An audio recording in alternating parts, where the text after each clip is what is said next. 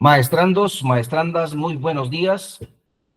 Un enorme gusto y un agradecimiento a Dios también por la vida de cada uno de ustedes y de todos nosotros, porque nos permite nuevamente dar inicio a un ciclo más, a un semestre más de clases.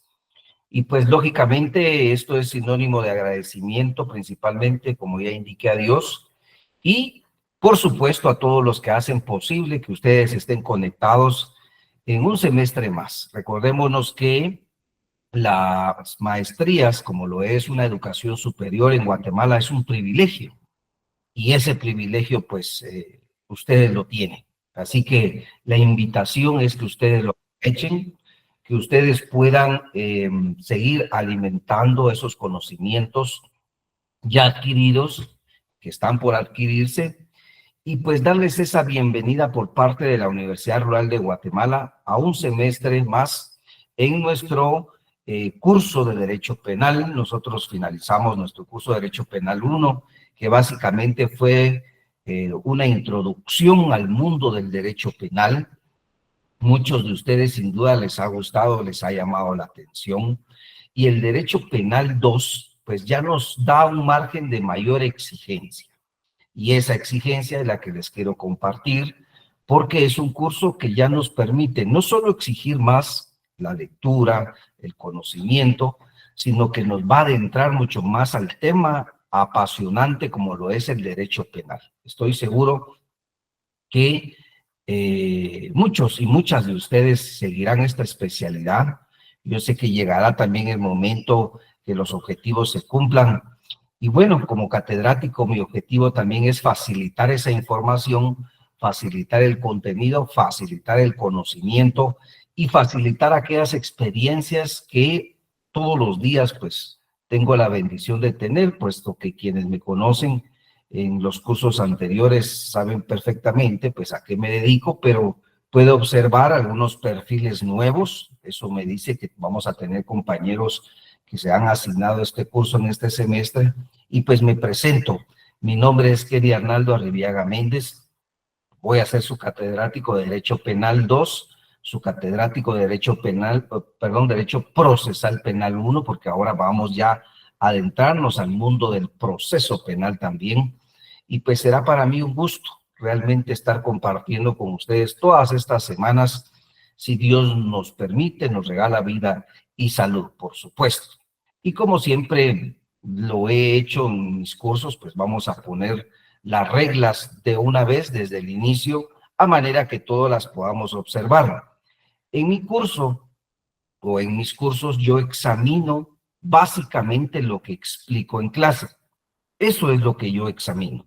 Eso quiere decir que si usted se conecta a sus clases, si usted pone atención, si usted hace las lecturas que le voy a estar dejando en el transcurso de las semanas, tenga por seguro que no solo va a entender perfectamente el curso, sino también usted va a aprender del derecho penal y sobre todo usted se va a dar cuenta que cuando lleguen esos exámenes parciales o examen final, pues para usted va a ser sumamente, pues de alguna manera más cómoda y sobre todo se le va a facilitar realizarlos porque usted puso atención, porque usted se esmeró de estar conectado. Y como repito, ese es el contenido de examen. Son mis clases. Yo no examino nada que no explique en clase. Entonces ahí está la importancia de que usted se conecte en las mismas y no solo en, sino también usted ponga la atención debida.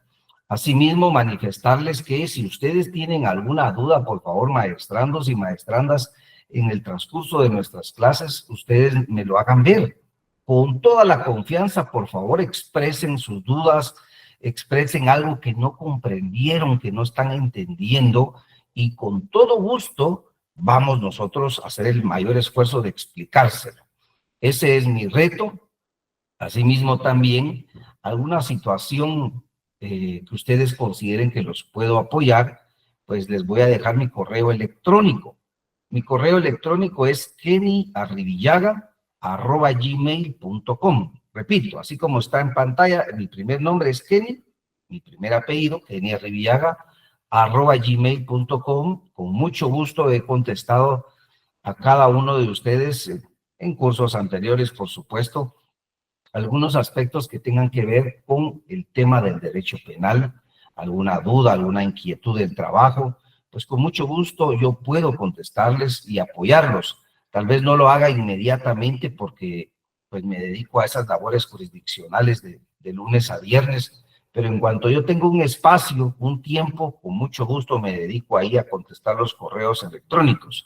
Mi número personal es el 4845-9708 y en ese número, pues también con mucho gusto ustedes me pueden escribir. También no contesto inmediatamente. Por favor, solo se identifican, porque si no tengo guardado su número, muy difícilmente voy a contestar la llamada. Pero si ustedes me envían un mensaje, los puedo ubicar y con mucho gusto, entonces yo ya puedo contestar. Entonces, vamos a adentrarnos ya al día de hoy. Miren, es nuestra primera clase inaugural, pero tenemos un contenido muy importante y muy vasto porque el tema del derecho penal, miren, no nos alcanza un semestre, ¿verdad? Entonces, quiero optimizarlo para que ustedes puedan tener ese conocimiento. Y el día de hoy, pues, tenemos un tema fundamental en el derecho penal, como lo es la acción u omisión aplicada a los delitos. El día de hoy, entonces, vamos ya a adentrarnos al tema de la acción, al tema de la omisión, si existe o no diferencia entre ellos, qué pasa cuando no existe acción, cuando no existe omisión de un sujeto, y esto, ¿qué nos permite a nosotros en el derecho penal? Aplicarlo de un modo, aplicarlo de otra manera, en beneficio de una persona, por supuesto. Y tenemos un objetivo de clase, que es conocer los elementos que gravitan en relación a la acción y omisión penalmente relevantes. Y bueno, para empezar, les voy a recordar esta diapositiva, que en nuestro curso de Derecho Penal 1 se las presenté. Y es esta pregunta, y así inicio el curso también de Derecho Penal 2. ¿Toda acción u omisión interesa al derecho penal? Esa es la primera pregunta que nos tenemos que hacer. Y por supuesto, nosotros ya sabemos que no, no toda acción le va a interesar al derecho penal, no toda omisión le va a interesar al derecho penal, puesto que existe un principio fundamental que ustedes lo recordarán, que es el principio de última ratio. ¿Qué quiere decir eso? Quiere decir que el proceso penal, el derecho penal está blindado de principios y únicamente si se superan esos principios podemos nosotros adentrarnos al tema penal. Y es por ello que no toda acción o omisión va a interesar al mundo del derecho penal, porque la última ratio implica que el Estado de Guatemala se reserva el derecho penal para aquellas lesiones a bienes jurídicos tutelados relevantes.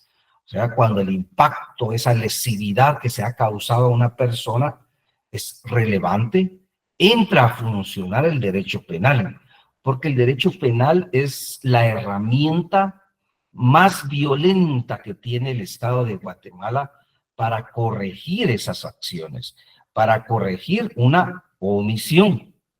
Entonces, esa última ratio debe de observarse en cada acción o en cada omisión que se cometa. Esto les comento que es un principio que utilizo mucho, mucho a diario, hasta incluso cuando se hacen solicitudes en contra de personas. Ejemplo, me solicitan que se inicie un proceso penal en contra de una persona que no quiso hacer el pago de una deuda. Y resulta que ese pago o esa deuda era producto de haber adquirido un bien inmueble. Esto quiere decir que esta persona adquiere un bien inmueble a otra, se compromete a hacer un pago de ese inmueble, pero ya no lo paga, ya no cumple con ese compromiso. Y entonces el Ministerio Público busca que ingrese a la esfera penal por el delito de estafa. Bueno, entonces analizábamos nosotros que cuál era el objetivo, cuál era en sí la acción que se cometió por parte de esta persona. Y veíamos que lo que él hizo fue hacerse de un compromiso que definitivamente no iba a poder cumplir. ¿Por qué? Porque él ganaba una cantidad en su salario mucho menor al rango de deuda que le correspondía pagar. Entonces, en esencia, era una deuda, pero se estaba tratando de disfrazar como una estafa. Entonces, el principio de última ratio nos permitió darle respuesta al Ministerio Público y decirle, no, no puede ingresar a la esfera penal este caso, sino que esto tiene que ir a la esfera civil, porque es una deuda. Entonces será el derecho civil que se encargue de que esta persona cumpla con esa obligación, porque el derecho penal tampoco es que solape las acciones negativas de las personas, no. Lo que implica es que el Estado tiene otras herramientas, tiene otras alternativas menos violentas que el derecho penal, como lo es el derecho civil, el derecho administrativo, el derecho tributario, el derecho de trabajo, el derecho de familia, etcétera.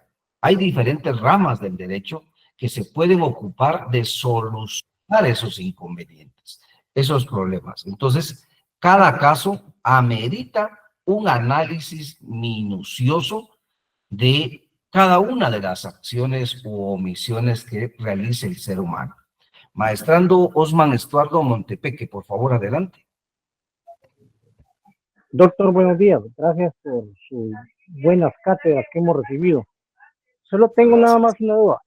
O sea, en materia de deuda, ejemplo, un cheque se puede entalar una demanda mediante estafa por cheque. Ahora bien, que eso se encuadra en un delito penal. Ahora bien, con una letra de cambio y un pagaré, ¿será igual que el cheque? ¿Sí o no? Lo escucho, gracias. Correcto. No tenemos dentro de nuestro sistema jurídico un delito, por ejemplo, que se llame estafa mediante una letra de cambio, por ejemplo, ¿verdad? No, no lo tenemos, no está tipificado. Esto implica entonces que el derecho penal, los jueces, o dentro del mismo los jueces no pueden crear análogamente delitos. Esto solo le corresponde, en esencia, al Congreso de la República, ¿verdad? Por medio del proceso legislativo correspondiente. Implica entonces que, si no está tipificado, no puede ser parte del derecho penal y como consecuencia otra esfera del derecho se tiene que encargar, como lo es entonces el derecho civil, que se encargará de que esa persona responsable de pagar esa letra de cambio sea quien lo pague, y el Estado está obligado a que darle una respuesta a la persona que le debe, pero será por medio de la naturaleza civil y por medio de un procedimiento civil. ¿Correcto?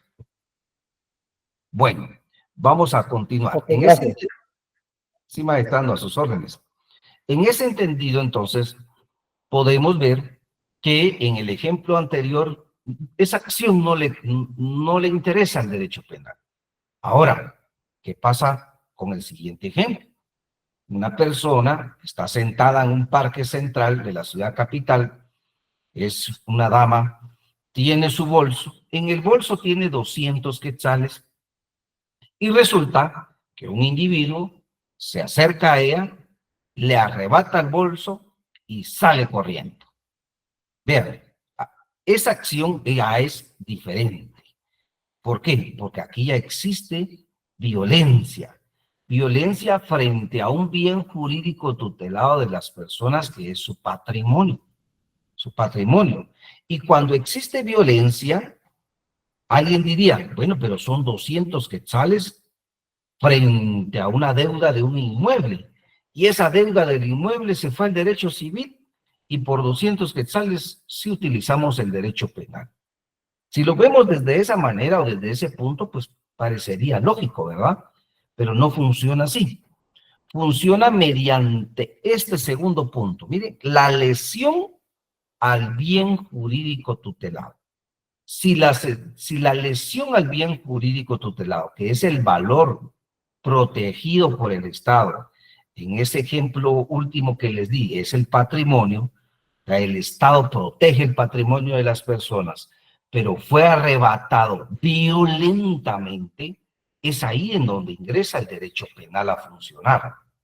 Pero sin el patrimonio, que es también un valor protegido por el Estado en las deudas, el Estado dice no fue lesionado de manera violenta, entonces vamos a darle una respuesta por medio de otra rama del derecho. Y la misma Constitución Política de la República de Guatemala establece un principio fundamental que dice, por deuda no hay prisión. Entonces, ¿qué quiere decir eso? Que si no hay prisión, no puede operar el derecho penal, porque ¿cuál es el fin del derecho penal? Imponer una sanción. Y esa sanción, en esencia, en muchos casos, va a ser el arresto, va a ser la prisión. Entonces, vean cómo está blindado el derecho penal de muchos principios que se tienen que observar. Entonces, es la lesión al bien jurídico lo que hace que el derecho penal entre a funcionar. Porque entonces, en este último ejemplo, estaríamos hablando de un robo. O sea, una persona consciente de sus actos, violentamente le arrebató el bolso y huyó, ¿verdad? Esa es la acción. Es una acción violenta, es una acción que está tipificada en el mundo del derecho penal como el delito de robo, que está en su código penal. Entonces, en esencia, diríamos que aquí hay lesión de un bien jurídico tutelado y como consecuencia, aquí sí tiene que entrar a funcionar el derecho penal. Bueno, en ese sentido, entonces, para que una acción, ya vamos a explicar claramente qué es acción y qué es omisión, cuándo no hay acción, cuándo no hay omisión, para que podamos tener claro ese aspecto. Pero la acción y la omisión, cuando se aplica a los delitos, existe una herramienta que nos ayuda a entender perfectamente cuándo estamos frente a un delito y cuándo no lo estamos frente al mismo. O sea que no obstante ya se inició el proceso penal, ¿en qué momento podríamos decir que una persona no se le debe de imponer una sanción? ¿Y cuándo a una persona sí se le debe de imponer una sanción?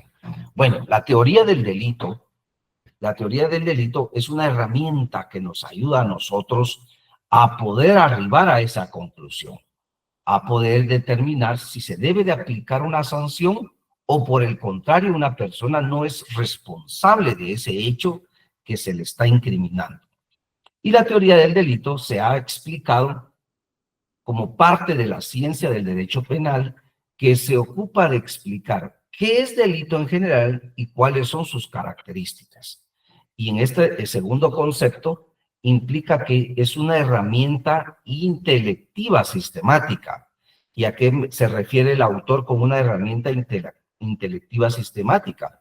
Que es una labor del intelecto humano, de un análisis jurídico, técnico y legal que realiza un ser humano de forma sistemática, porque un paso supera a la siguiente etapa, el siguiente paso supera a la siguiente etapa y así sucesivamente para finalizar con los pasos de la teoría del delito que ya la vamos a recordar en un momento, que fracciona el delito en sus diferentes componentes para poder concluir en cuanto a si se cometió el ilícito o no se cometió el ilícito. Bueno, y esos pasos entonces los recordamos, se recordarán ustedes de esta diapositiva que claramente nos ejemplifica qué es la teoría del delito. Y la teoría del delito empieza con la acción. Esto quiere decir que ese análisis intelectivo implica que tenemos que observar si existe acción, ¿verdad? Ya vamos a ver un ejemplo claro cuando no existe una acción. Si existe acción, si esa acción le interesa al derecho penal o no le interesa al derecho penal, si de ser ese análisis positivo, pues vamos a pasar al siguiente paso, que es la tipicidad. Y la tipicidad implica establecer si la norma tiene regulada esa acción como delito. Se recordarán que el compañero anterior Hola, Me, Eduardo. Hola, buenos días, ¿te va bien? por favor, que podamos apagar los micrófonos para que no nos interrumpan. Muchas gracias. Maestrando Osman Estuardo Montepeque, no sé si usted quiere participar nuevamente o la mano la dejó levantada, por favor.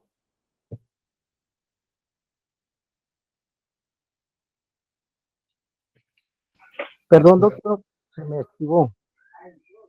Ah, correcto, maestrando. No hay ningún inconveniente. En ese entendido, entonces, la tipicidad manifesté que implica hacer esa labor intelectiva si esa acción que ya se superó, que sí se cometió, está regulada en un tipo penal, en un delito, a manera de que podamos nosotros establecer si efectivamente esa acción sí es un delito y la norma lo contempla como delito. Porque si la norma no lo contempla como delito, diríamos que no hay tipicidad. Se recordarán que el maestrando Osman nos decía el tema de una letra de cambio. Bueno, si no está regulado como un tipo penal específico, diríamos, bueno, esa acción no está regulada en el ordenamiento penal. Como consecuencia, no existe tipicidad. Y si no existe tipicidad, ya no tiene ningún sentido que continuemos con el análisis de las siguientes labores intelectivas, como lo sería la antijuricidad, como sería la culpabilidad. Ya no tendría ningún sentido. Hasta ahí nos quedaríamos. ¿Y qué pasa si decimos que no hay tipicidad? No hay delito. Y si no hay delito, no hay responsabilidad. Ah, bueno, entonces veamos lo contrario. Si hay tipicidad, sí es un delito. Lo que hizo este joven es arrebatarle el bolso a la señorita, ella tenía ahí sus pertenencias, fue violentamente y eso está tipificado como el delito de robo. Entonces sí es típico, sí hay tipicidad y como consecuencia continuamos con nuestro análisis de antijuricidad, que es el siguiente paso. Entonces la antijuricidad implica que en primer lugar, tenga una relación, esa acción que esté tipificado en la norma, con el resultado. Aquí se analiza mucho lo que nosotros conocemos como relación de causalidad. Y voy a pedirle al maestrando, por favor, que nos pueda apoyar con darle lectura a su artículo 10 del Código Penal. Artículo 10, por favor, de su Código Penal.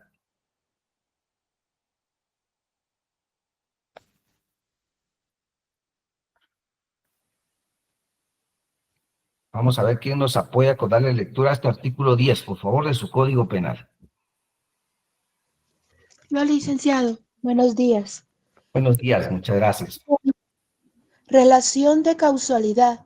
Los hechos previstos en las figuras delictivas serán atribuidos al imputado cuando fueren consecuencia de una acción u omisión normalmente idónea para producirlos, conforme a la naturaleza del respectivo delito y a las circunstancias concretas del caso, o cuando la ley expresamente los establece como consecuencias de determinadas conductas. Muchas gracias, maestrada, muy amable. Pues aquí se analiza este artículo, el artículo 10, que es la relación de causalidad, entre otras figuras que ya voy a mencionar. ¿Y por qué razón? Porque aquí se debe de establecer si la acción cometida, que está establecida en la norma, tiene una relación con el efecto que vino a producir esa acción. Y entonces a eso nosotros le llamamos relación de causalidad, porque tiene que tener esa relación estricta. Les pongo un ejemplo que nos puso, ¿qué les digo? En ciertos aprietos, porque nos puso a analizar en algún momento en un tribunal que estuve en la ciudad de Totonicapán, que estuve integrando un tribunal de sentencia penal, y resulta que llegó hasta el tribunal un caso, y el mismo consistía en lo siguiente. Una persona de aproximadamente 60 años de edad iba caminando por la vía pública. Esta persona él padecía de un problema serio del corazón, de sus arterias coronarias, recuerdo yo, en su momento así se estableció. Era tan serio de que, pues, él tenía ciertos medicamentos, ciertas protecciones médicas, etcétera. Pero iba esta persona caminando y resulta que un joven de aproximadamente 20 años de edad lo observa, lo ve como una víctima muy posible de asaltar y espera que llegue a determinado parte de la calle y se le cruza y le saca el arma, un arma de fuego. Le saca el arma, se la pone en la sien y le pide sus pertenencias. Resulta que el señor de avanzada edad indica él que, o en este caso, él de los nervios, él cae al suelo, vean, él cae al suelo porque se desmaya y a él se desmaya producto de la impresión, pero al mismo tiempo se determinó que la causa de la muerte, porque él fallece en el momento, fue un paro cardíaco, ¿verdad? Un problema en el corazón. Pues cuando ve esto el delincuente o el joven sale corriendo, ya no le roba absolutamente nada, porque habían cámaras ahí de videovigilancia. Entonces sale corriendo y esa es la acción. Eso es lo que sucedió. ¿Qué pasó acá? Entonces, en primer lugar, ¿cuál fue la finalidad de la acción? Robarle sus pertenencias a esta persona. Esa era la finalidad, esa fue la acción. En este caso, él logró esa finalidad, no lo logró, porque esta persona se desmaya y fallece a consecuencia de un tema cardíaco, que no tiene ninguna relación entre la acción cometida con el resultado. Entonces llegó al tribunal por el delito de homicidio. Vean, por homicidio llegó al tribunal. Y nosotros hacíamos esta labor intelectiva, este análisis. ¿Existió una acción? Sí existió una acción, lo dijimos. La acción fue el ponerle un arma en la sien al señor para poderlo asaltar, para robarle sus pertenencias. Esa era la intención. ¿Lo hizo? Lo hizo. En este caso, ¿cuál fue el resultado de la acción? Que él no logró robarle sus pertenencias porque él se desmaya y posteriormente de este paro cardíaco fallece. Él sale huyendo y se observa claramente que ya no le roba sus pertenencias. En este caso, entonces, nosotros hacíamos el análisis de tipicidad, que el elemento tipo, o sea, el delito que cometió, no pudo haber sido homicidio, porque esta persona no estaba consciente de el tema cardíaco de la víctima. Solo por favor, maestros, quiero pedirles que presten atención con nuestro maestrando Carlos Méndez, por favor. Muchas gracias, para que no nos interrumpan ahí con las clases. Y entonces les mencionaba, la acción ya la tenemos plenamente descrita, pero el resultado no puede ser atribuible a esta persona porque, en primer lugar, la acción no consistió en provocarle un paro cardíaco a esta persona. La acción no fue dirigida a cegarle la vida mediante una impresión que él tuvo que haber conocido del problema cardíaco que él tenía. O sea, lo que les quiero decir es que cada acción como esta despliega un análisis intelectivo de caso por caso. Pero esta persona estaba siendo entonces acusada por homicidio, pero al analizar la relación de causalidad en la antijuricidad, nos pudimos percatar que no existía relación de causalidad con el tipo de homicidio, porque esa no fue la finalidad de esta persona, sino la relación de causalidad en el tipo adecuado era por el delito de robo. Entonces, el tipo penal por el que él tiene que estar, en todo caso, o ser responsable, es el tipo penal de robo en grado de tentativa. ¿Por qué? Porque la acción de él fue para violentamente despojarlo de sus pertenencias.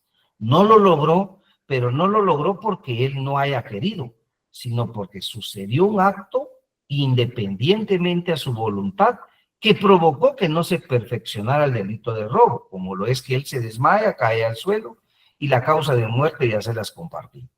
Entonces, en ese debate, sí lo declaramos responsable, pero del delito de robo en grado de tentativa, más no de homicidio, ¿verdad? Y esto, ¿por qué se los presento? Para que ustedes comprendan que en la antijuricidad se debe de hacer esa labor de relación de causalidad y la importancia que tiene que tener la acción cometida versus el resultado.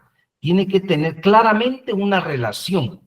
Si esa relación no existe, hay que voltear a ver si es por otro tipo penal o porque definitivamente no tenga que imponerse una sanción. Maestrando, perdón, me estaban pidiendo la palabra, ya no pude ver a tiempo. Bueno, si se supera la antipublicidad, entonces diríamos que ahora analizaríamos el siguiente paso, que es la culpabilidad. Y en la culpabilidad, maestrando, se analiza el dolo o la culpa, algunos elementos específicos. El dolo, ustedes saben cuando existe intención de causar ese daño, y la culpa es básicamente cuando una persona comete un delito por negligencia, imprudencia o impericia, lo que le llamamos los delitos culposos, como lo es las lesiones culposas. Ejemplo, que una persona vaya conduciendo su vehículo y por ver un teléfono, por contestar un mensaje, pasa arrollando a otra persona. Él no tenía el dolo o ella no tenía el dolo de causar esas lesiones, pero las causa por culpa, porque no puso atención al volante, que de por sí es un riesgo ya ir al volante y es un riesgo aún mayor no poner la debida pericia en la labor que se ejecuta en ese momento. Entonces, cuando no existe esa intención, pero se causa un daño, diríamos que son delitos culposos. Y cuando sí existe esa labor de causar el daño, se habla de delitos dolosos, porque se tiene la intención de causarlos. Entonces, la culpabilidad nos ayuda a interpretar si una persona tuvo la intención y si no tuvo esa intención, por qué circunstancias específicas no la tiene, como lo que pasa con las personas inimputables. Pensemos una persona que comete una acción delictiva que es típica porque la ley lo regula como delito, que es antijurídica porque existe una clara relación entre el hecho y el efecto producido, pero resulta que esta persona tiene una enfermedad mental, una enfermedad que no le permite a él apreciar la realidad de sus actos. Entonces diríamos que no existe ni dolo ni existe culpa. Lo que existe es una inimputabilidad. Y esta persona entonces no le podemos imponer una sanción porque él no conoce o ella no conoce el carácter ilícito de sus acciones. Lo que tendríamos que imponerle en todo caso es una medida de seguridad. Maestranda Sofía me estaba levantando la mano, disculpe, ya no le pude dar la palabra a tiempo. No, hasta ahí, Lick, estaba yo entendiendo que sí, o sea, de esta palabra inimputabilidad, cuando existe que no hay dolo ni hay culpabilidad, o sea, es intermedio, ¿verdad? Neutro.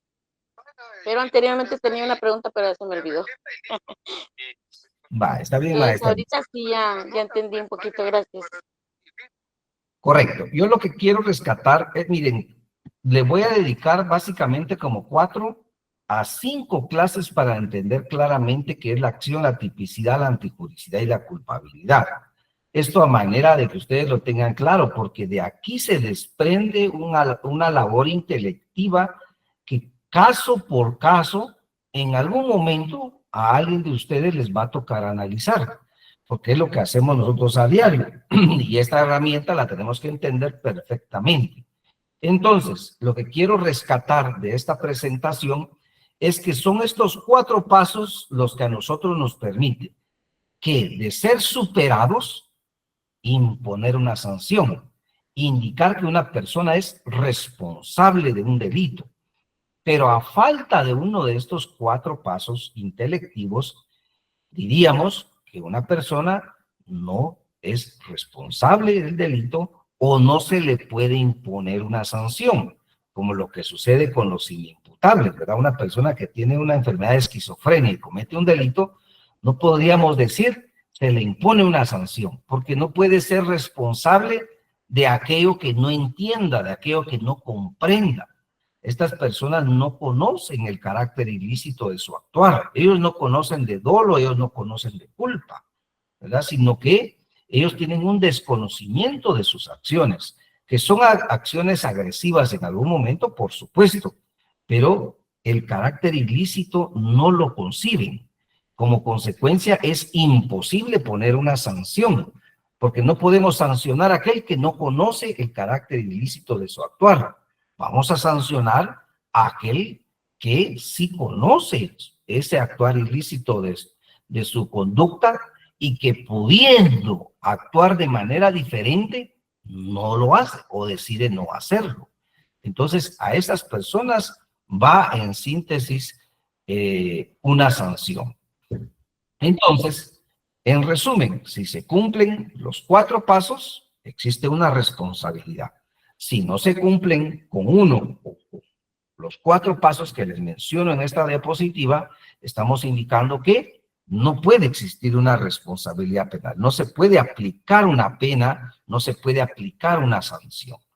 Maestrando Carlos Obando, por favor, adelante. Gracias, doctor. No, excelente explicación.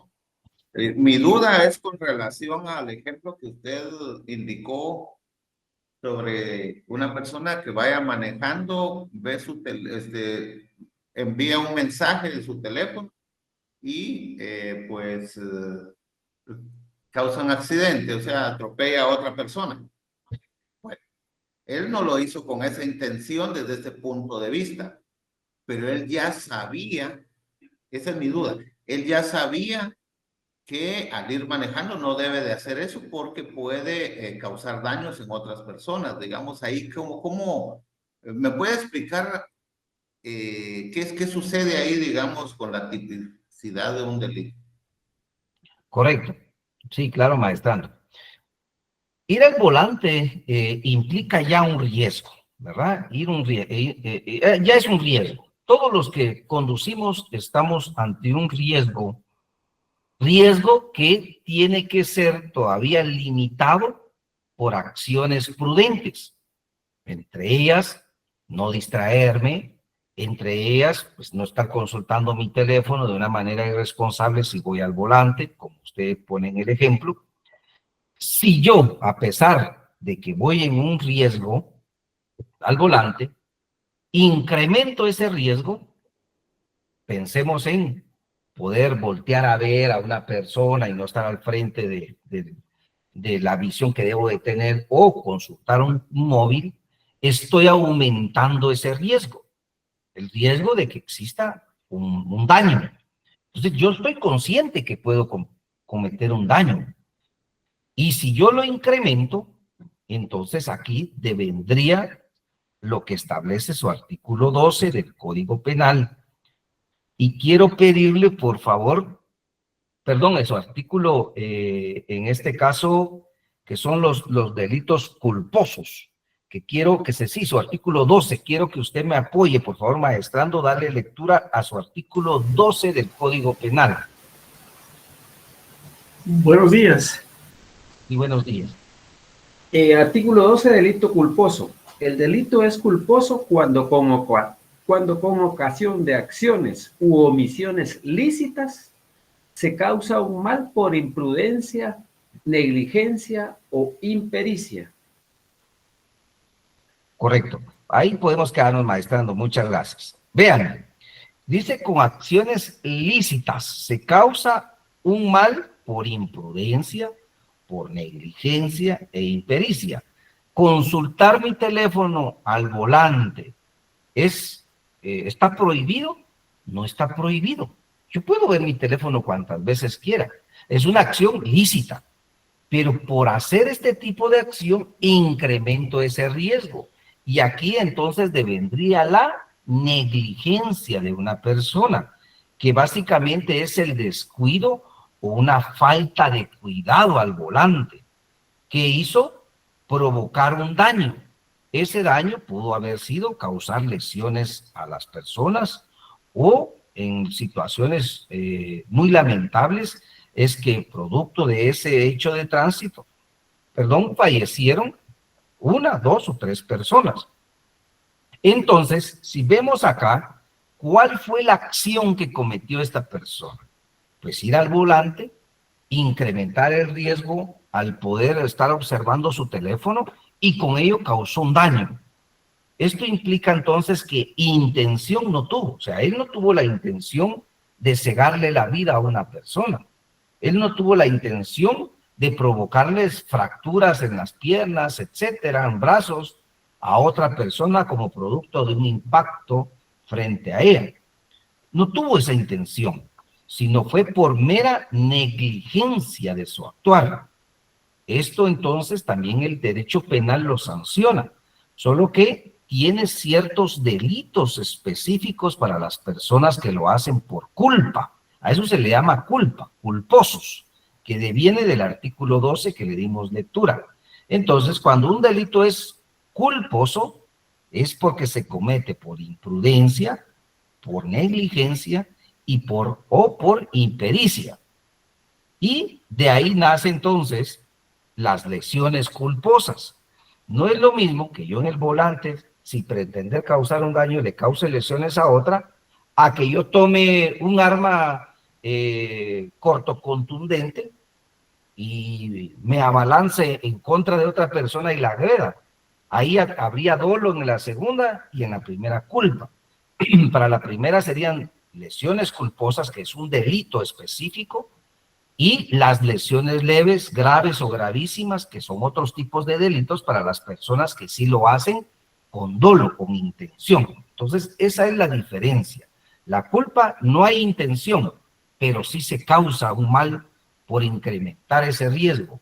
Y el dolo sí hay intención. No puede decirse, yo no le quise causar un daño a esta persona si me la abalancé con un arma blanca tipo machete y le impacté 2 veces en la espalda y tiene las laceraciones en la espalda, no puedo decir esa no fue mi intención.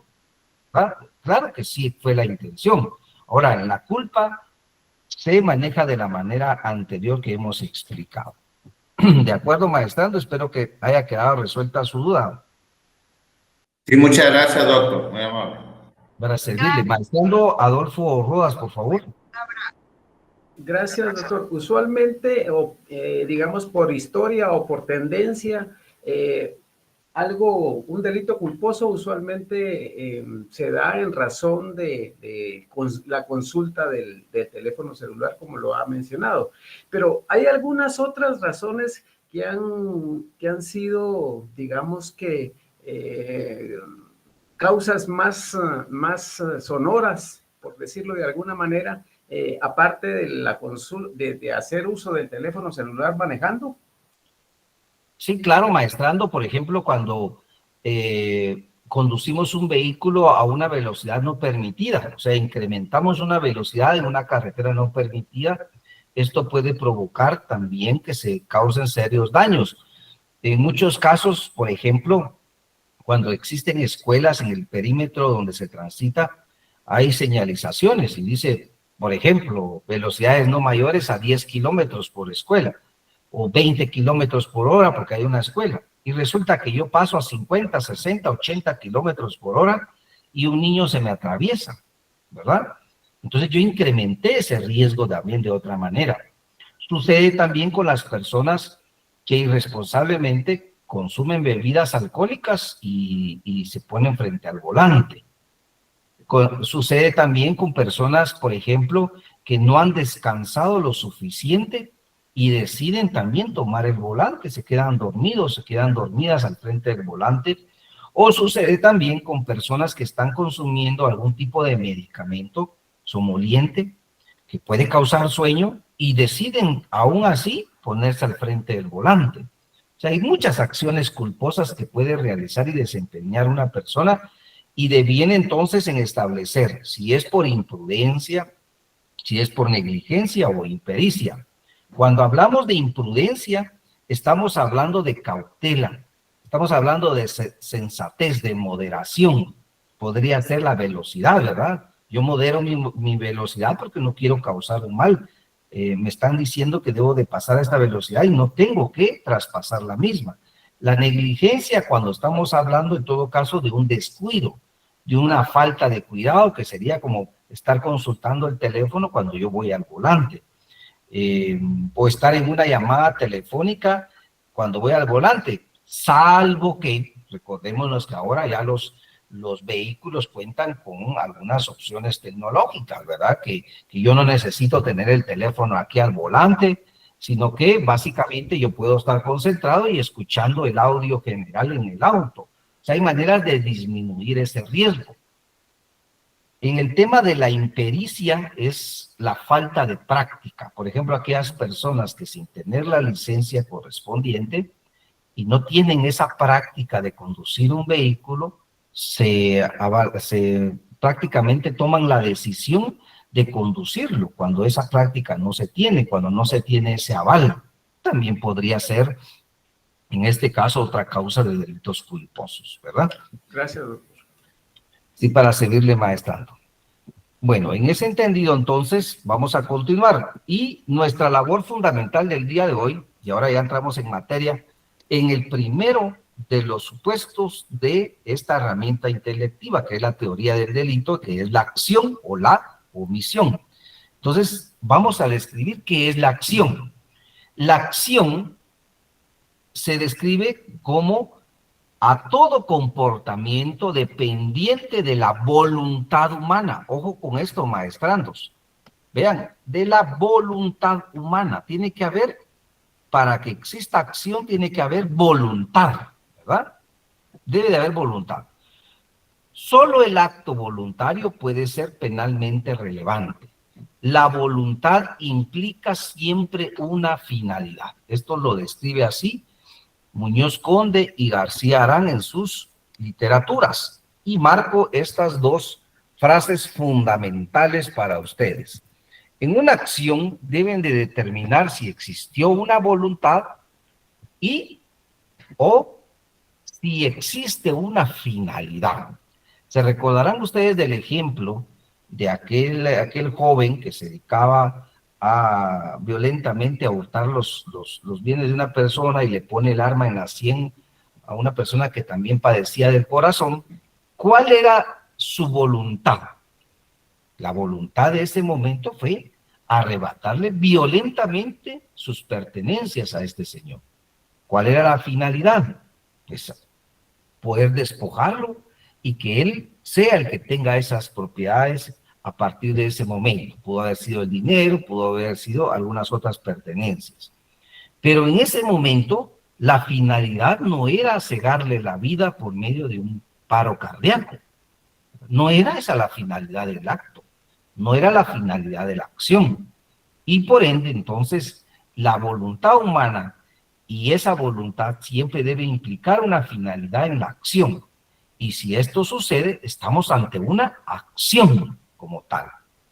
Ahora, la falta de acción ya lo vamos a ver, cuando no existe acción. Ya lo vamos a ver más adelante con unos ejemplos. Y la omisión, ¿a qué le llamamos nosotros omisión?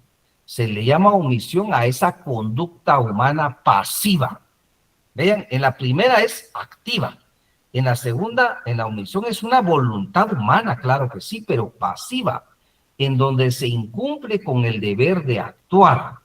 O sea que yo dejo de hacer algo a propósito para causar un daño. Entonces, eso implica una omisión, pero conlleva una voluntad. Yo voluntariamente no hago esto para que pase esto. O sea, hay una intención al no hacer algo. Ejemplo de la omisión. En este caso, el tema muy importante y que nos ayuda a entender claramente la omisión es el tema de los salvavidas. Aquellas personas, ¿verdad?, que están en piscinas, están en playas turísticas, privadas, etcétera. ¿Cuál es la labor de un salvavidas? Pues como su palabra y su nombre lo dice, salvar vidas, ¿verdad? Vidas que están en riesgo de ahogarse, esa es su función. Ir él y hacer todo lo que humanamente les sea posible para poder salvar. Bueno, ¿qué sucede entonces con este ejemplo? Esto sucedió en Guatemala. Resulta que estaba un salvavidas, él había tenido un problema sentimental con su esposa, porque él había finalizado esa relación de esposos por un tema de infidelidad. Entonces, esta dama decidió rehacer su vida con la persona que provocó esa disolución del matrimonio. Bueno, eso era lo que estaba atrás de la acción que les voy a presentar en este momento, de la omisión, por favor. Resulta que él era salvavidas. Llega esta pareja, o sea, la ex esposa y la persona por quien él se divorció, a ese lugar, y resulta que esta persona, el esposo, o la pareja de su ex esposa, se introduce a una playa pública y empieza a ahogarse. Viene él, conscientes ustedes de lo que pasaba atrás de ello, y él finge no verlo. Él finge no verlo y por ende no acudió a ese salvamento que implica ser salvavidas. ¿Cuál fue la omisión en ese momento? ¿Cuál fue esa conducta humana pasiva? El no ir, el fingir no haberlo visto, como producto de lo que ya les comenté. Bueno, entonces quiero pedirle a alguien que pueda darle lectura a su artículo 18, por favor, de su Código Penal. Alguien que nos pueda apoyar, maestrandos o maestrandas. Artículo 18. Cambios de omisión. Quien omita impedir un resultado que tiene el deber jurídico de evitar, responderá como si lo hubiera producido. Muchas gracias. Entonces aquí tienen ustedes la respuesta. Él tuvo que responder penalmente por esta omisión como que él hubiera producido, ¿verdad? Entonces imagínense la responsabilidad de omitir una conducta que estoy obligado a cumplir, ¿verdad? Entonces, la omisión tiene una relevancia sumamente importante. Y esto sucede, también llevémoslo a otra esfera, a la esfera estatal o del Estado. Aquellos empleados o funcionarios públicos que tienen el deber de cuidar del patrimonio nacional, que esa es su obligación, que tienen bajo su resguardo ciertos muebles o inmuebles del Estado. ¿Qué pasa si ellos, conscientes de que se está afectando ese patrimonio, no lo denuncian? Pues también existe el delito de omisión de denuncia, porque ellos estaban obligados a denunciarlos porque a ellos se les confió el deber de cuidar de esos muebles o inmuebles, pero no lo hicieron. Existe entonces el delito de omisión de denuncia. Y la omisión es como parte de una conducta pasiva. Yo dejo de hacer algo para producir algo. Entonces siempre hay voluntad humana. Por eso se dice que en la acción y en la omisión la voluntad humana va a reinar. Sí existe una voluntad y sí existe una finalidad de accionar o de omitir algo. Entonces, ahí podemos ir nosotros ya teniendo claramente las diferencias entre acción y omisión. Bueno, en la acción, en ese querer y en esa voluntad humana, nace que en este caso Zaffaroni ha explicado. la fase interna, que es el querer o desear realizar una conducta que aún continúa en el pensamiento. Esto quiere decir que toda acción y toda omisión, la persona que va a realizar un hecho delictivo, la idea, lo piensa, lo planifica, pero a esa fase interna, que es prácticamente cómo idealiza, cómo desea realizar el acto o la acción o la omisión, es a lo que le conoce Zaffaroni como la fase interna, que dice pertenece a la proposición de un fin y la selección de los medios para su obtención. En esa fase interna, dice Zaffaroni, resulta imposible que el Estado deba de aplicar sanciones penales a una persona que solo lo esté pensando, que solo lo esté planificando, porque estaríamos en todo caso de querer sancionar ese tipo de pensamientos, ir en contra de la libre emisión del pensamiento. O sea, yo soy libre de pensar e idear todo lo que yo quiera. Ahora, llevarlo a la práctica y materializarlo, eso es lo que debe de sancionarse, dice Zaffaroni, no la primera fase, que es la fase interna. Y ya les explico esta fase externa. La fase externa es cuando lo planificado, lo ideado, sea lo que voy a llevar a la práctica, es lo que voy a materializar.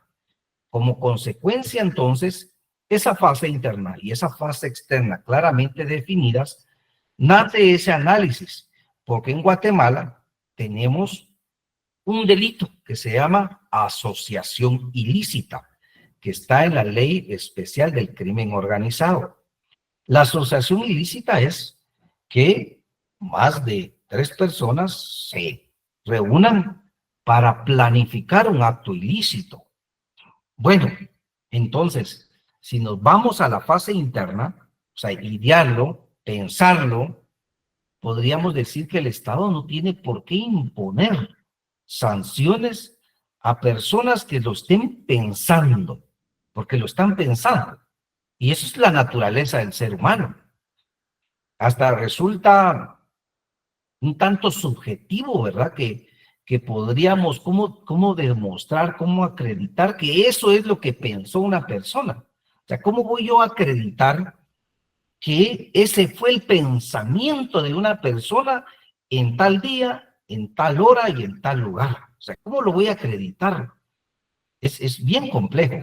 Entonces, la fase interna, aquí nace una crítica al derecho penal porque se están en algún momento produciendo una sanción a un acto interno, a un acto psicológico, como lo es la asociación ilícita, y que desde el punto de vista de Zaffaroni, pues esta fase interna de sancionarse devendría una inconstitucionalidad en estos tipos penales o en estos delitos, porque únicamente se tendrían que sancionar aquellos actos externos, que es cuando ya se pone de manifiesto lo que se ideó y lo que se planificó, pues ya en acción, ¿verdad? Ya cuando se materializa ese pensamiento. Eso es lo que tendría que el Estado, en todo caso, proceder a sancionar. Maestrando, me levantó la mano, perdone, ya no pude ver quién era. Así, maestranda Indira, por favor, Prado, adelante. Gracias, Lick. Entonces, a mí me surge una duda ahorita con el tema bueno, aquí, ahí sí que está la fase intelectual y la fase material prácticamente en el tema del comportamiento humano para la acción de un delito, que es lo que nos está diciendo Zaffaroni. Sin embargo, por ejemplo, ahorita no me recuerdo en qué parte del código está, pero por ejemplo, está que se juzga el delito ahí sí que el delito intelectual, que es el que incita a otra persona que haga el delito, pero él lo planificó y lo prácticamente lo esquematizó y fue el que incitó a alguien más a que lo hiciera. Entonces aquí prácticamente la base interna Me está diciendo de que también está viendo la manipulación de las personas. Entonces, no sé si estoy bien o no en lo que estoy tratando de explicar. Es que de verdad ahorita sí no me recuerdo y estoy un poco enferma y no puedo buscar muy bien todo, pero sí me causó duda esta teoría, porque entonces me está diciendo de que la voluntad humana puede también quedarse solo en lo intelectual mientras que incita a alguien más. No sé si estoy mal o estoy bien, doctor. Correcto, sí, claro que sí. Es la autoría y la participación del delito, ¿verdad? Que en este caso tenemos diferentes autores y tenemos cómplices del delito. Pero, entonces, en este caso, lo que tal vez habría nada más que ordenar en esas ideas, maestranda, es que si estamos en la fase interna, ¿verdad? Si estamos en la fase interna, solo se está planificando. Quiere decir que el incitador, ¿verdad? El incitador, el que dice, hacela vos, hombre, vos podés, mira que ahí vas a ganar y que aquí vamos a obtener esto, dale, hombre, acepta esto. Ese es el incitador, ¿verdad? Ese es aquel que, como dicen, le da un empujoncito a alguien. Si estamos solo en la fase interna, como lo dice Zaffaroni, prácticamente ahí no se ha materializado y por ende el incitador no puede ser sancionado hasta ese momento. El autor intelectual, como usted en su momento lo dijo, aquella persona que no materializa la acción, sino solamente, por ejemplo, aquel que paga para que eliminen físicamente a otra persona, podría decirse, él no tuvo la labor de materializar esa acción. Pero no funciona así, porque él sí lo pensó, él lo hirió y él pagó para que se realizara la acción. Entonces la acción que él pensó sí se materializó, pero se materializó por otra persona, pero sí se materializó y por ende entonces el actor intelectual también tiene responsabilidad como autor, o sea, responde como que él hubiera hecho. Entonces, siempre que estemos en la fase interna y solo se esté pensando, se esté incitando que exista alguien que esté pagando por eliminar físicamente a otro, pero no se materializa, o sea, la otra persona dice, no, no lo hago, o no acepto, o toma una decisión de no materializarlo, no podría en todo caso imponerse una sanción. Necesita el incitador, el actor intelectual, que esa actitud se materialice para que en todo caso, entonces aquí se cumplan las dos fases y por ende se deba de aplicar la sanción al delito que se produjo. ¿De acuerdo?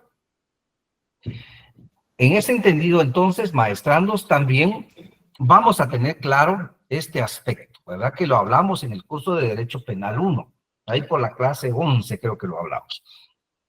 El tema del derecho penal de acto versus derecho penal de autor.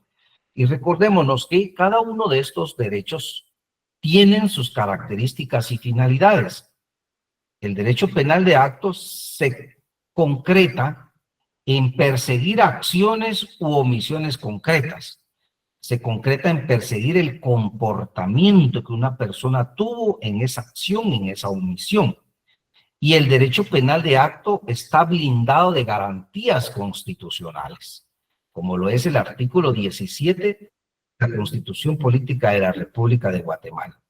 Versus el derecho penal de autor es aquel que persigue y se juzga por aquel, en este caso, récord que tiene una persona. O sea, tú cometiste un delito hace 10 años de robo, tú eres un ladrón. Así ya hayas tú resuelto tu situación jurídica, así haya sido o no haya sido, pero si te sancionó el Estado, tú eres un ladrón y por ende te vamos a tratar como ladrón desde ese momento para toda tu vida. O sea, es autoritario y no existen garantías constitucionales dentro del derecho penal de autor.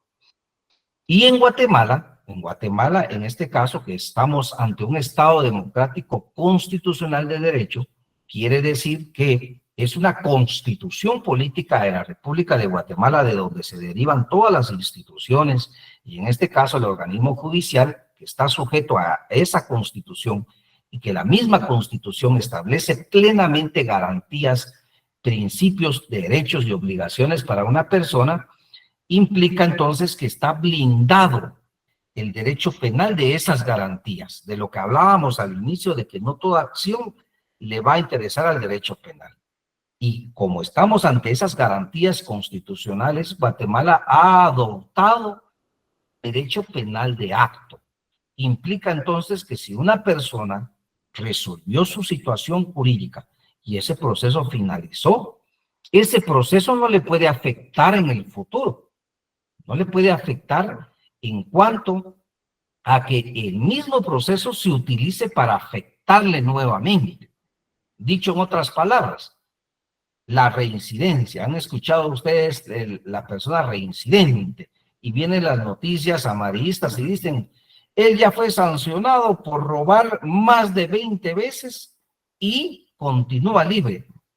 Bueno, si él robó 20 veces y él 20 veces solventó su situación jurídica, esas 20 veces dentro del derecho penal de acto que tiene Guatemala por medio de la Constitución Política de la República de Guatemala, no lo podemos traer a un nuevo proceso para que le afecte nuevamente, porque tomamos el derecho penal de acto como aquel que sigue acciones o omisiones, pero si él ya resolvió esa situación, no puede afectarle en un nuevo proceso penal, pero es producto de estas garantías constitucionales, maestrandos y maestrandas, ¿verdad? Pero lógicamente, esta información, por eso llamaba, es la educación superior, como es la universidad, maestrías, doctorados y postdoctorados, es una educación privilegiada. Y nosotros estamos también a instruir a estas personas que de alguna manera desconocen esos principios constitucionales. Y es por ello entonces que tenemos que tener claro esto, maestrandos, para que ustedes en algún momento se den respuesta a muchas interrogantes que la misma sociedad plantea. Y lo primero que dicen, vos, ¿y por qué dejan libre a un delincuente, mano? Si mira, ya mató a 2, ya entró a 6 casas a robar y sigue libre, ¿por qué no lo meten de una vez a la cárcel y que no salga? Pero eso dice un ciudadano que no tiene estos conocimientos y pues de ahí viene el privilegio de nosotros de tener esos conocimientos y poder explicarles con palabras sencillas de por qué motivos, por qué razones esto no puede pasar en Guatemala. Pero no es un caso caprichoso o arbitrario de no querer hacerlo, sino que la misma Constitución tiene blindado el sistema jurídico, a manera de que no se puedan cometer esas arbitrariedades. ¿Correcto? Bueno, en ese entendido, entonces, voy a dar participación a alguien que me la está pidiendo en este momento, por favor. Maestrando Marconi Martínez, por favor, adelante. Gracias, doctor, muy amable. Fíjese Pero... que, no tenga pena. Fíjese que ahorita sí me confundí un poquito porque usted hablaba del derecho penal de acto, ¿verdad? Y que no se podía prácticamente, pues, atribuirle, digamos, o hacerle daño a una persona, si se le puede llamar daño, en un proceso, o afectarle a esa persona más de una vez por el mismo delito. No sé si entendí mal, pero pero si me voy, digamos, a la habitualidad en el artículo 27.24 del Código Penal, la habitualidad sí dice que el condenado por más de 2 delitos anteriores que cometiere otro u otros en Guatemala o fuera de ella. No dice Guatemala, ¿verdad? Pero en el país, pues, ahí me confundí, perdone, no sé si usted fuera tan fino de ubicarme. Muchas gracias. Claro, maestra, con toda razón. Vean, nosotros tenemos un sistema jurídico blindado por garantías y resulta que cuando nosotros vamos a la lectura de nuestras normas todavía contienen resabios que todavía siguen ahí vigentes de figuras que no podemos aplicar, pero ahí están. Como lo que sucede en la habitualidad, lo que usted menciona en su artículo 27, numeral 24. La habitualidad está plenamente plasmada en el Código Penal. Y entonces alguien diría, bueno, si está vigente, está positivo, apliquémosla. Bueno, entonces aquí viene un análisis en casos prácticos. La habitualidad no es una figura aplicable en Guatemala, y explico por qué, y aquí tienen ustedes la respuesta en esta clase. Como parte del derecho penal de acto, a una persona que se le habla que ser un delincuente habitual implica que es aquella persona que ha cometido, o tanto dentro de la República o fuera de la República, más de un delito, y que debe de ser considerado un delincuente habitual. Esto quiere decir que como ya cometió un delito anterior, implicaría que aunque él ya lo haya resuelto, traigamos a colación ese delito a este nuevo para que éste le perjudique en esta acción. Esto quiere decir entonces que como parte de las garantías constitucionales, como parte del derecho penal de acto, la habitualidad, si bien está implícita en nuestra normativa penal y sigue vigente, pero en la práctica no podemos aplicarla, valga la redundancia. No podemos aplicarla, más bien la inaplicamos a un caso en concreto porque resulta ser que es inconstitucional hacerlo y inconvencional hacerlo. Cuando hablamos inconvencional es que la Convención Americana sobre Derechos Humanos, que es el Pacto de San José de Costa Rica, establece también estos principios que hablamos, que el derecho penal es de acto y no de autor. Y Guatemala es parte de este sistema convencional. Por ende, Guatemala tiene que respetar ese compromiso. Y la misma Constitución también implica que debe de respetarse este derecho penal de acto. Entonces, como consecuencia, lo que hacemos como juzgadores es no aplicar o inaplicar esa norma. Lo que sucede con la habitualidad también sucede con el tema de los antecedentes penales y policíacos, ¿verdad?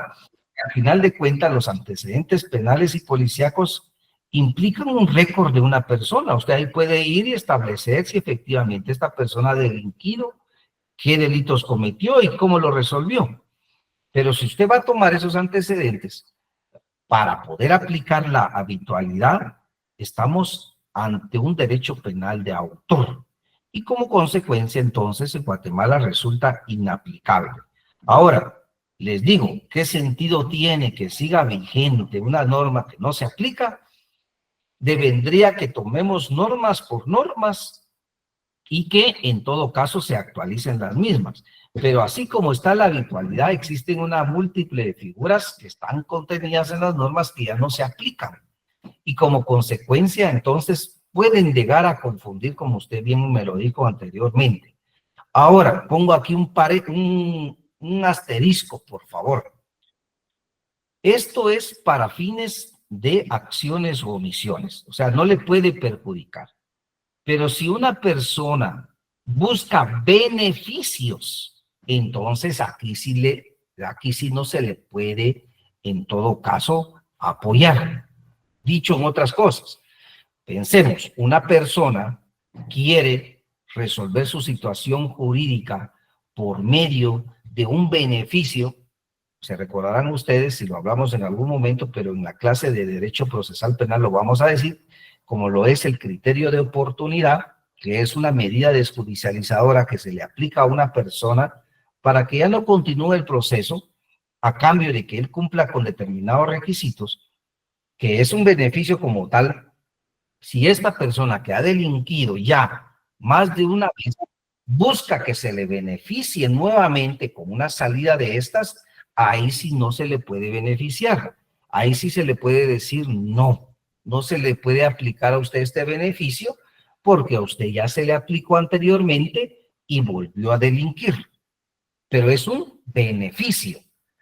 En todo caso, el proceso penal, si bien no le puede afectar a esta otra figura, pero no le puedo dar beneficios, sino que tiene que continuar el proceso. Entonces, para beneficios, sí opera, ¿verdad? Sí opera, porque si él ya fue beneficiado anteriormente y no cumplió, ahora no se le puede volver a beneficiar.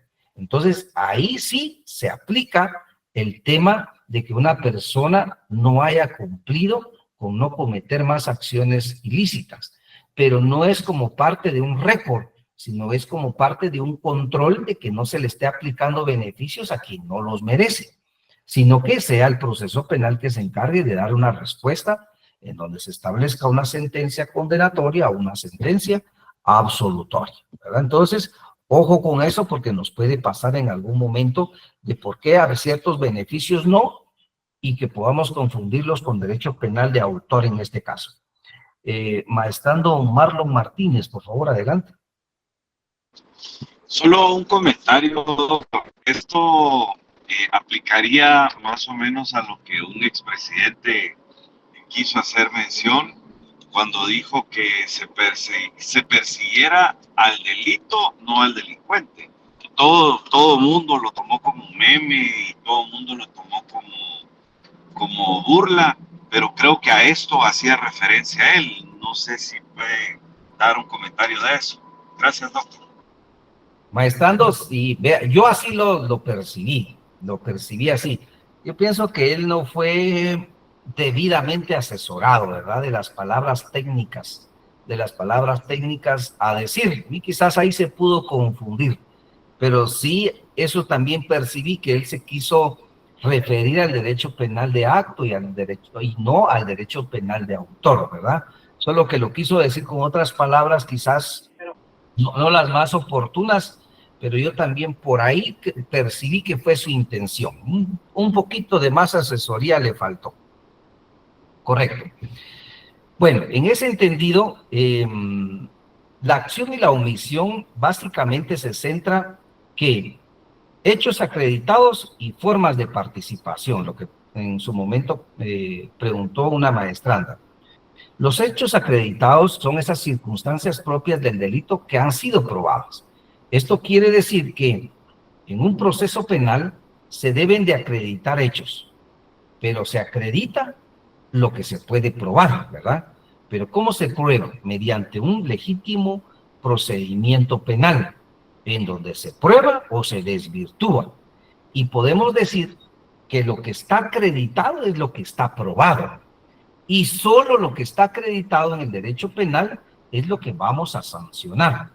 Si alguien no logra acreditar, como lo es Ministerio Público, no logra probar esos hechos, diríamos que son hechos no acreditados.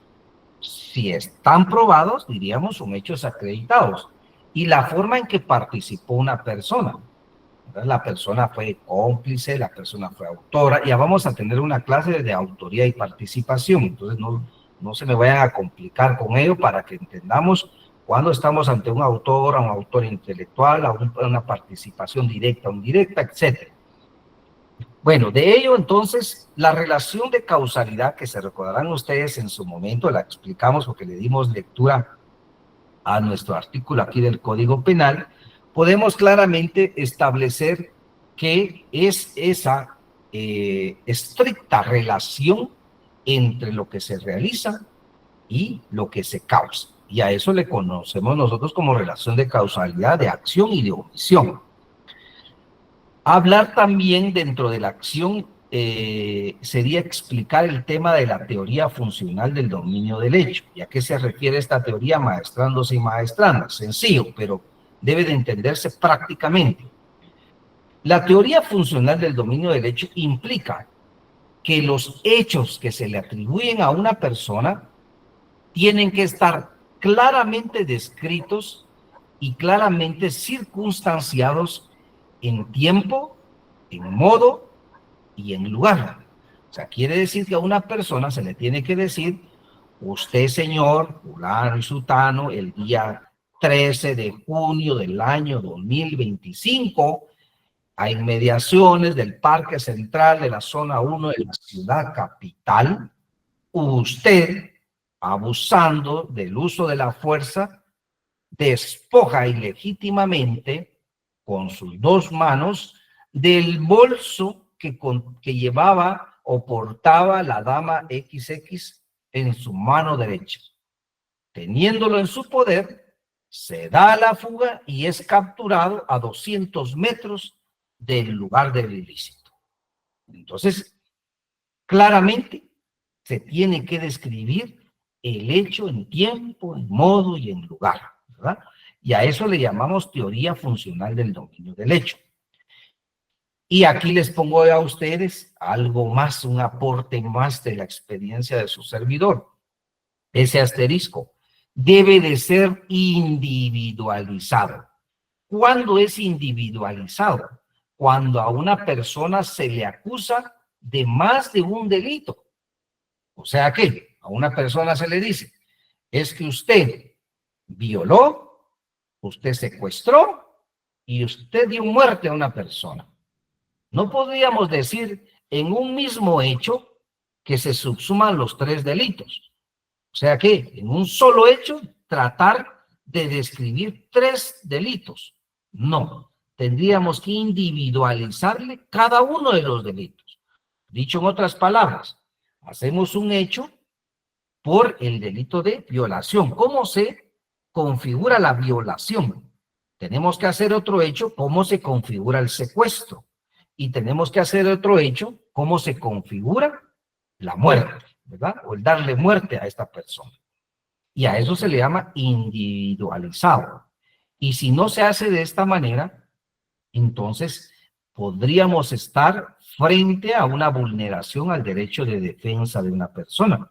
Porque como esta persona va a descifrar en un hecho 3 delitos diferentes, o sea, en qué momento termina uno, en qué momento termina el otro, en qué momento empieza el otro, esto va en contra del derecho de defensa de las personas.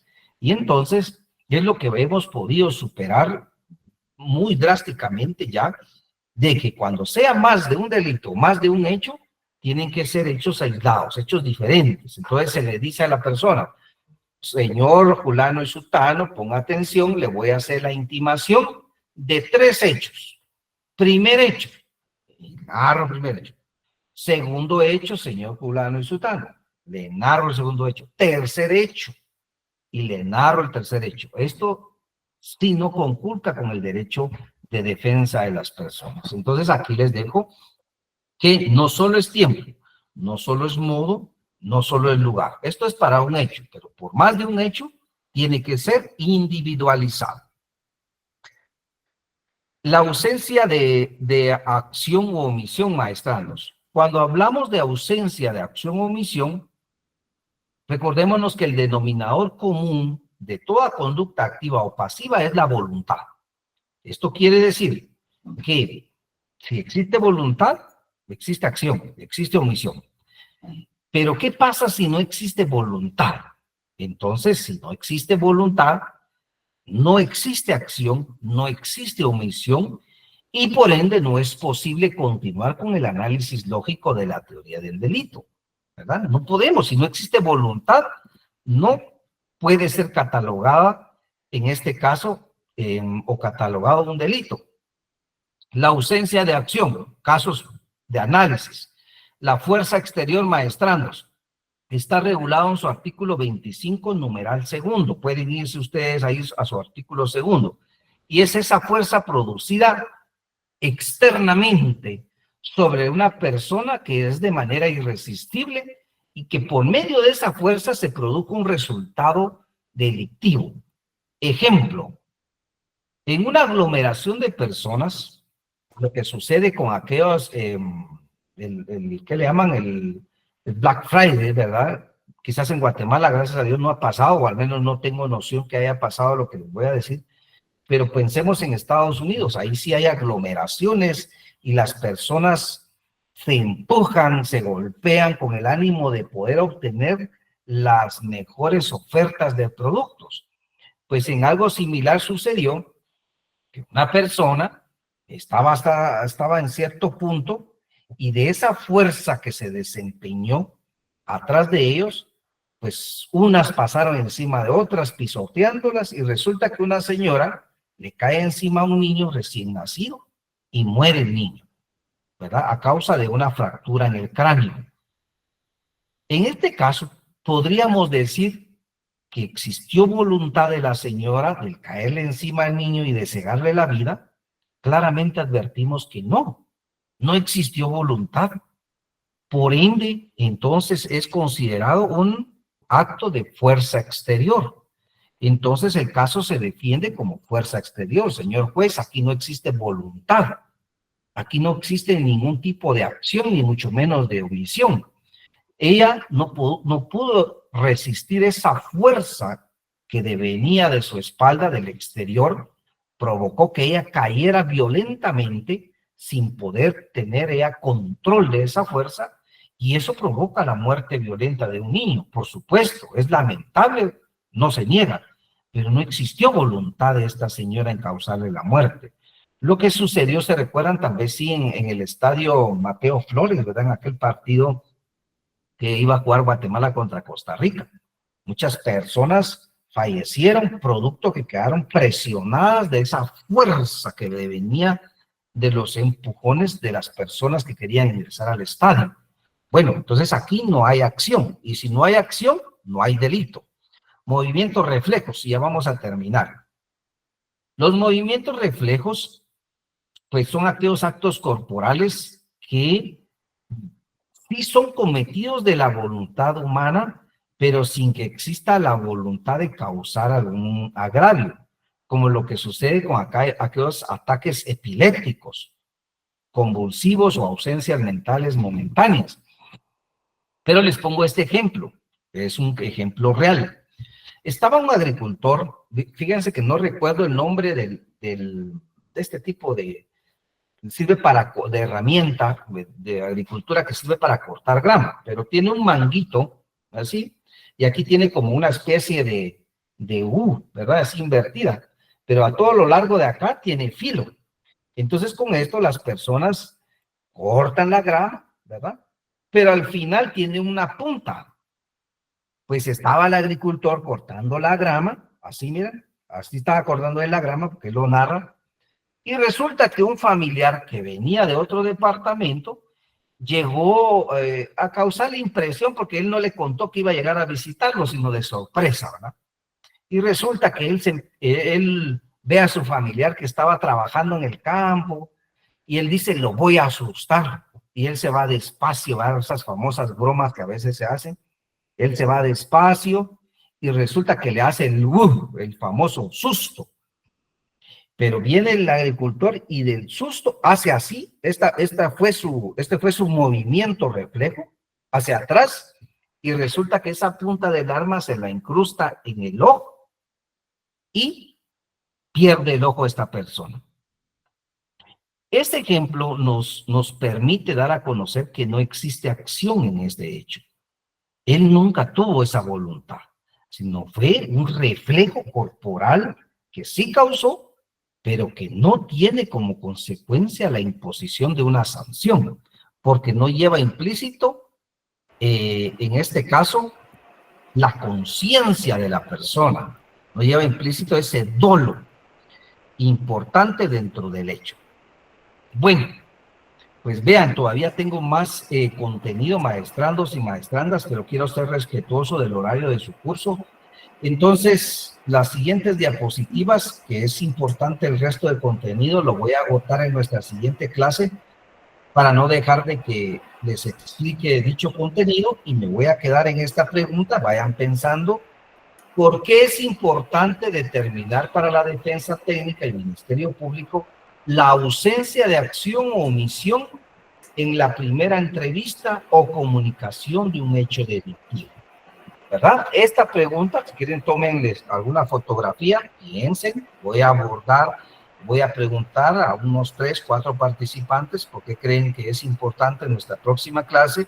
Voy a finalizar con ese contenido en nuestra próxima clase y también voy a abordar el contenido de nuestra clase número 2, ¿verdad? Si Dios nos lo permite, por supuesto. En ese entendido, previo a finalizar, me están pidiendo la palabra. Maestranda Indira Prado, por favor, tiene el uso de la misma. No tenga pena, doctor. Tal vez voy a plantear mi duda la próxima semana en relación a lo que usted nos acaba de decir, porque cabal era con el tema del Ministerio Público y lo que nos acaba de explicar del tiempo, modo y lugar. Correcto, maestranda, estoy a sus órdenes. Maestrandos, vean, ya finalizamos con nuestra primera clase del día de hoy. Pues a seguirse preparando. En la siguiente clase voy a dar contenidos de lectura manera de que ustedes se vayan preparando con tiempo. Espero que estén bien y les deseo un buen fin de semana. Si Dios nos lo permite, nos vemos el próximo sábado. Hasta pronto. Muchas gracias, feliz tarde. Gracias, doctor. Buen fin de semana. Fin de semana.